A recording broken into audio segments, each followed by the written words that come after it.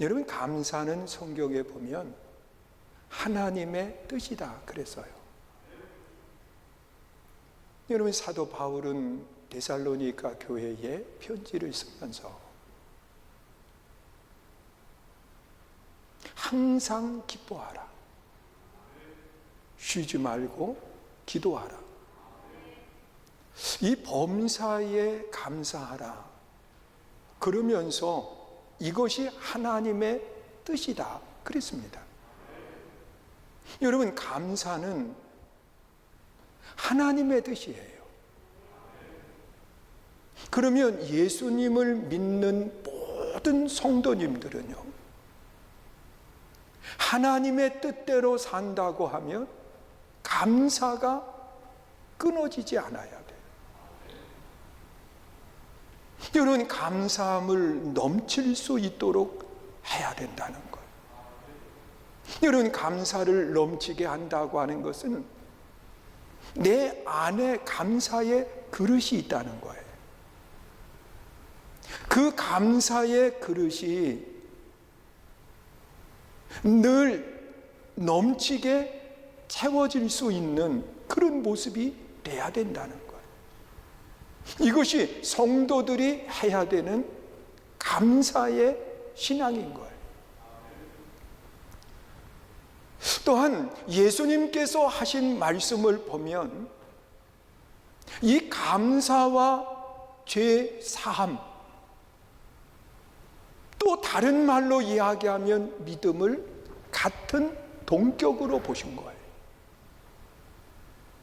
여러분, 10명의 나병 환자들이 예수님을 만나고 난 뒤에 그들이 치유함을 받게 돼요. 그리고 예수님께 돌아와서 감사한 사람은 한 사람이었거든요. 그런데 돌아와 감사하는 사람에게 예수님은 뭐라고 이야기하시느냐? 9은 어디에 있느냐? 그 말씀 속에 당연한 감사의 신앙 가져야 되는데 그렇지 못하는 사람들이 많다는 거예요. 그러면서 그 감사하는 그 사람에게 예수님은 내 죄 사함을 받았다, 그리고 선언을 해주세요. 여러분, 죄 사함을 받는 것은 믿음으로만 받는 거거든요. 여러분, 그런데 감사할 때 예수님은 그에게 죄 사함을 선언하시면서 그것이 곧 믿음의 삶인 것을 말하고 있는 거예요. 자, 이것은 오늘을 살아가는 우리들이 정말 믿음이 있다고 하면, 또한 구원받는 확신이 있다고 하면 우리는 늘 감사가 넘칠 수 있도록 해야 되는 거예요. 그런데 우리 삶에 이 감사를 빼앗아가고 그리고 감사를 잃어버리게 만드는 몇 가지 요소들이 있어요. 여러분, 감사라고 하는 그 자리에 사람의 욕심이 그 자리를 차지하면 그 다음에 나오는 것은 감사가 아니라 불평과 원망이라는 거예요. 여러분, 생각해 봐요. 저도요, 참 많은 힘드는 일들을 겪어왔어요. 어느 사람이 그런 이야기 하더라고요. 흰머리 생기는 숫자하고 힘든 거하고 맞먹는다고요. 그런데 저는 머리가 많이 쉬잖아요. 사람들이 그래요. 얼마나 속 썩었으면 그러냐고. 그런데 속 썩어서 쉬나요? 유전이에요. 저희 형제들이 다 그러니까요. 그런데 이 교회를 건축하고 지금까지 오면서 남들이 겪지 않은 일들을 참 많이 겪으면서 왔어. 그러니 비교해보면 불평할 수 있지요, 원망할 수 있지요. 그런데 내 자신을 잘 보면 하나님의 은혜인 거예요. 하나님의 사랑인 거예요. 여러분, 저도 그렇고 우리 모든 성도님들도 다 마찬가지예요. 절대로 비교하지 마요. 하나님이 주신 것만 생각하면서 감사하고 영광을 돌릴 수 있어야 돼요. 여러분, 욕심을 갖는 순간, 욕심이 감사의 자리를 차지하는 순간 나오는 것은 불평이요. 그리고 비교라고 하는 것이 감사의 자리를 차지하는 순간 우리의 삶에는 원망밖에 없는 것. 그래서 우리가 감사의 아름다운 모습을 가지고 나아가려고 하면 어떻게 해야 될까?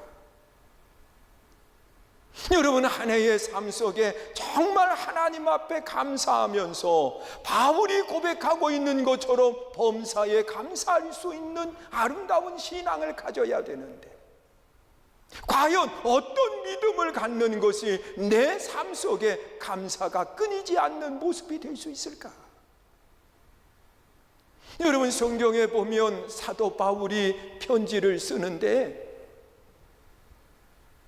13편의 편지를 쓰게 됩니다. 그런데 그 편지 가운데 대부분이 다 교회를 향해서 편지를 보낸 거예요. 그런데 이 개인에게 편지를 보낸 그런 말씀들이 있어요. 디모데 전후서와 디도서와 같은 경우는요, 개인에게 편지를 쓴 거예요. 그런데 이 디모데와 같은 사람은 어떤 사람이냐고 하면, 디모데는요, 이 사도 바울이 영적으로 낳은 자녀라고 그렇게 이야기를 하고 있습니다. 여러분, 바울은 육적 자녀는 없습니다.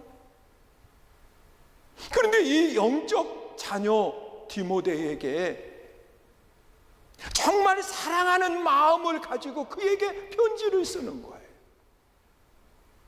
그러면서 뭐라고 이야기하느냐? 감사의 아름다운 삶을 살아야 된다고 말하면서, 이 감사할 수 있으려고 하면 이런 믿음을 가지고 생활해야 된다고 오늘 본문에서 말씀을 하는 거예요.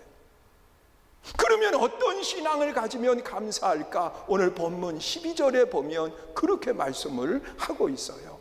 읽습니다. 시작. 나를 능하게 하신 그리스도 예수 우리 주께 내가 감사함은 나를 충성되이 여겨 내 직분을 맡기시니. 여기 보면 나를 능하게 하시니 그랬어요. 여러분, 이 능하게 하셨다고 하는 원 뜻을 살펴보면은요, 권한을 주셨다는 거예요. 여러분, 내 삶 속에 하나님이 내게 많은 권한을 주셨어요.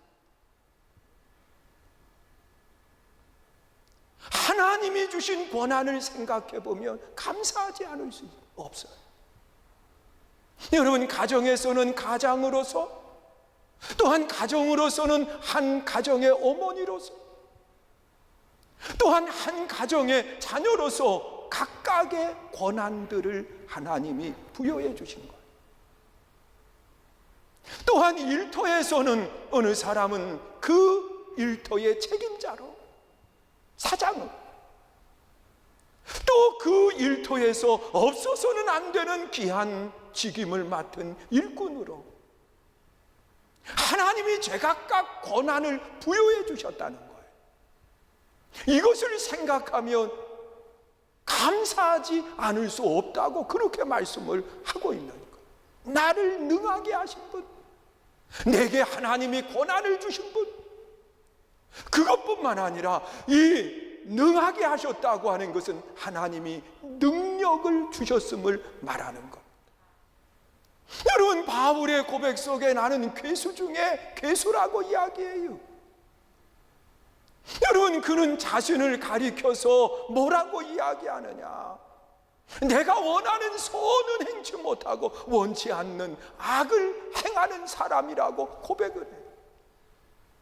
그런데 이 바울을 하나님이 부르셔서 권한을 맡겨주시고 복음을 전하는 권한, 그리고 이 바울 스스로 그 일을 하게 하시는 것이 아니라 그에게 능력을 주시어서 그 일을 감당하게 하셨거든.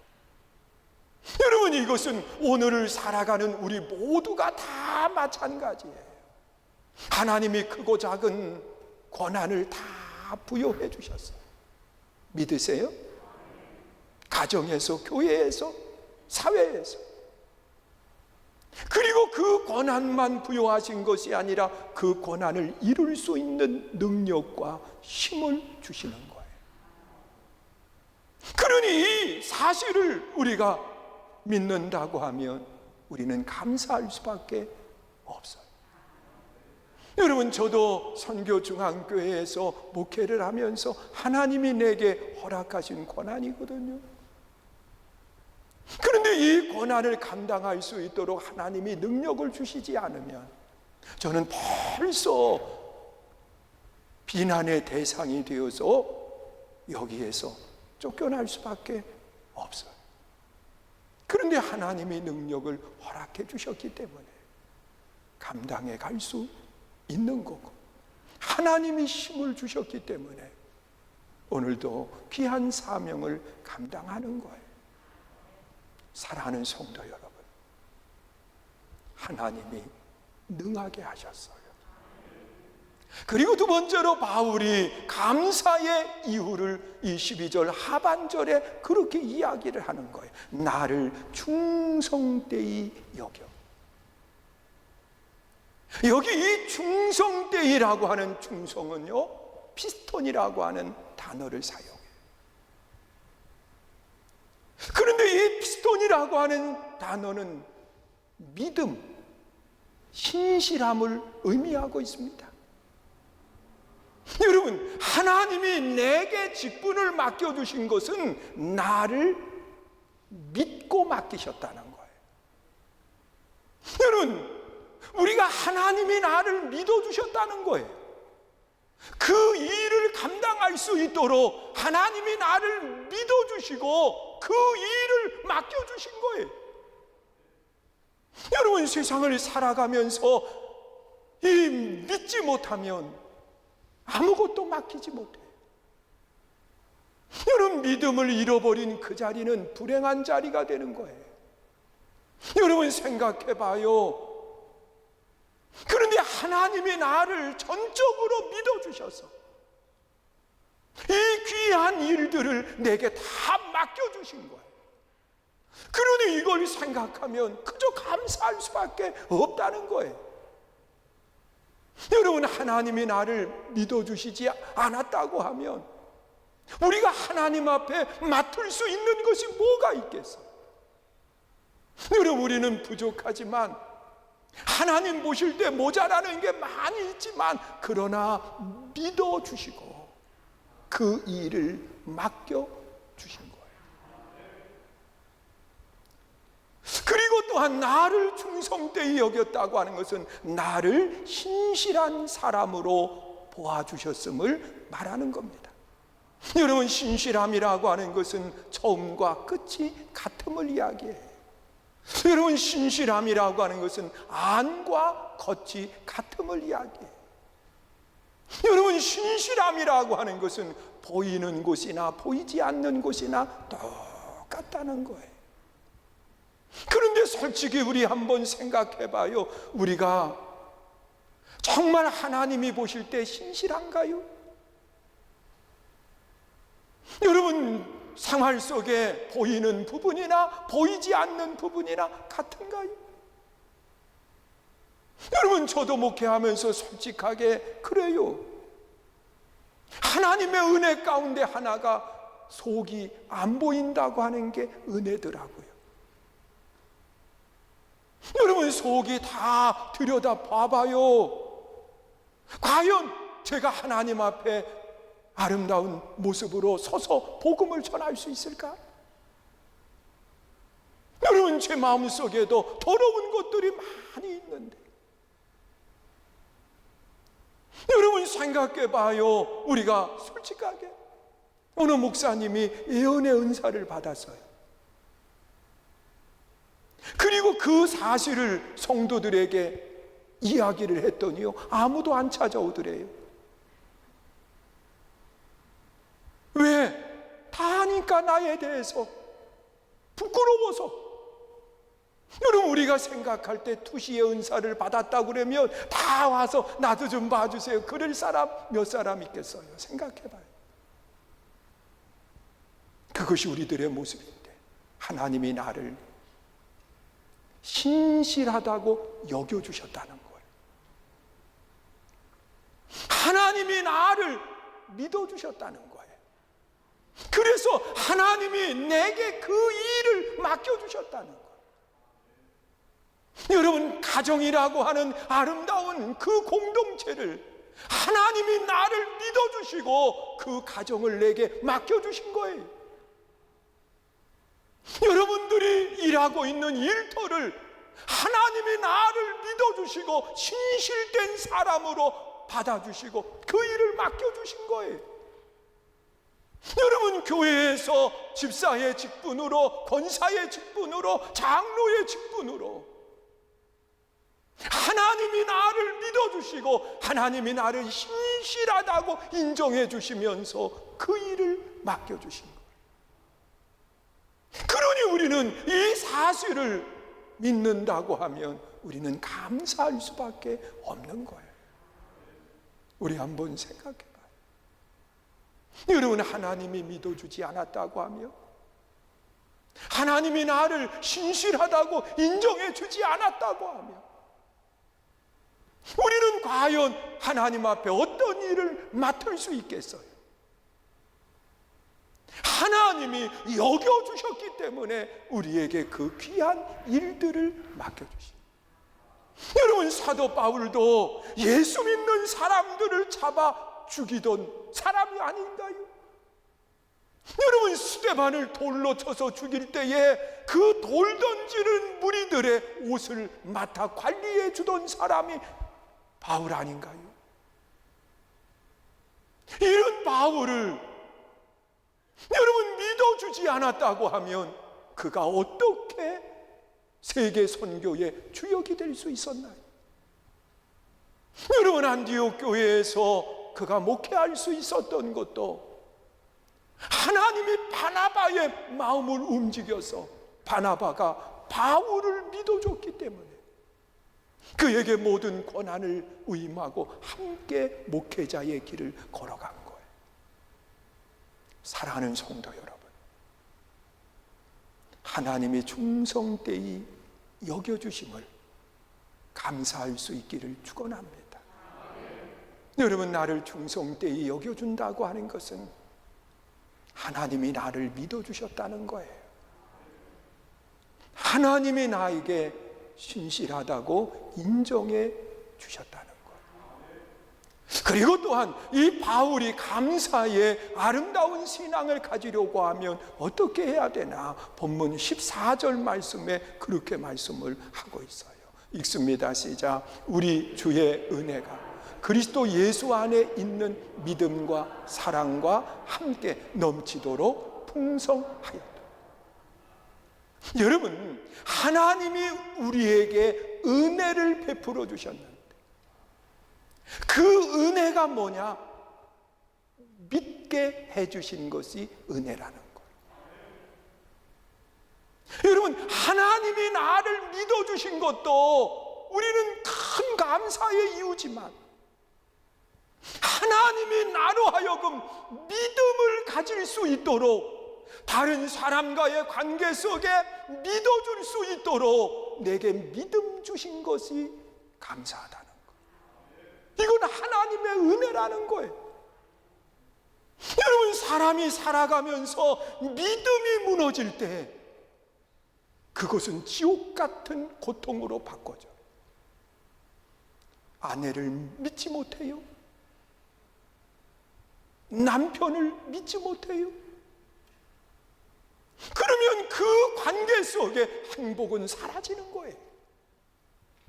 지옥과 같은 고통으로 바꿔지는 거예요. 여러분, 성전에 나왔는데 목사를 못 믿어요. 목사는 성도들을 못 믿어요. 여러분, 그 안에 과연 기쁨이 있나요? 행복이 있나요? 감사가 있나요? 그런데 하나님이 은혜로 내게 주신 것이 뭐냐? 믿음인 거예요. 아내를 믿어요? 남편을 믿어요? 자녀를 믿어요? 그 믿음 속에 행복이 있고 믿음 속에 감사가 있어요. 여러분, 설 명절들을 잘 보내셨잖아요. 여러분, 사랑하는 가족들을 만나셨잖아요. 저도 사랑하는 분들을 만났어요. 사랑하는 가족과 함께하는 시간을 가졌어요.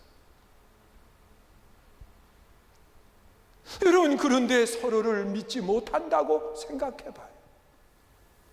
여러분, 만나서 함께 있어도 기쁨이 되지 못하고 행복이 되지를 못해요. 그러나 하나님이 은혜로 내게 믿음을 주셔서 가족들이 믿어져요. 내 이웃들을 믿어요. 우리 모두를 믿어요. 여러분, 여기에 진정한 기쁨이 있고 행복이 있는 거예요. 그리고 하나님이 내게 은혜로 주신 것이 뭐냐? 사랑하는 마음이라는 거예요. 여러분, 사랑의 마음이 있을 때 사람은 설렘을 갖게 돼요. 여러분, 사랑의 마음이 있을 때 사람들은 행복해져요. 그러나 이 사랑이 없으면 설렘도 없어요. 여러분, 사랑이 없으면 기쁨도 없어요. 행복도 없어요. 여러분, 사랑하는 아름다운 모습을 가질 때 우리는 행복한 거예요. 이번에 우리 아이가 손녀를 데리고 왔는데 돌도 안 됐어요. 그런데 이 아이가 내게 막 겨우더니 쳐다보는 거예요. 안아달라는 거예요. 그 아이를 안았더니요, 품에 꼭 안기면서 그냥 좋아해요. 여러분, 저는 그 아이를 안으면서 마음의 설렘을 가졌어요. 왜? 사랑하기 때문에. 그게 사랑인 거예요. 여러분, 사랑은 사람의 마음을 설레게 만들어요. 여러분, 사랑은 사람의 마음을 행복하게 해요. 이것이 저의 마음만 그런가요? 우리 다 모두가 마찬가지예요. 그런데 하나님이 이 마음을 은혜로 주셨다는 거예요. 믿으십니까? 여러분, 우리가 살면서 감사할 수 있는 이유는 다른 게 없어요.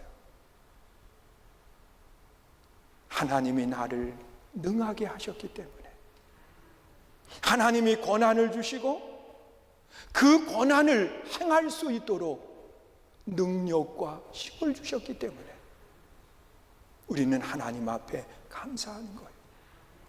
우리는 하나님 앞에 감사하는데 왜 감사할 수 있느냐? 나를 충성되이 여겨주셨다는 거예요. 여러분, 충성되이 여겨주셨다고 하는 것은 나를 믿어주신 거예요. 충성되이 여겨주셨다고 하는 것은 비슷한 신실함으로 인정해 주셨다는 거예요. 여러분, 이것을 생각하면 그저 감사하지요. 기쁘지요. 그리고 또한 우리가 왜 감사하느냐? 하나님이 은혜로 내게 믿음을 주셨고, 하나님이 은혜로 내게 사랑의 마음을 주셨기 때문에. 여러분, 믿음의 관계가 무너지면 불행해요. 여러분, 사랑의 관계가 무너지면 행복이 떠나요. 그런데 은혜로 하나님이 내게 믿음을 갖게 하셨고, 하나님이 은혜로 나에게 사랑의 마음을 갖게 하신 거예요. 이 사실을 기억하시면서 우리가 감사함으로 승리하는 복된 삶이 되시기를 주의 이름으로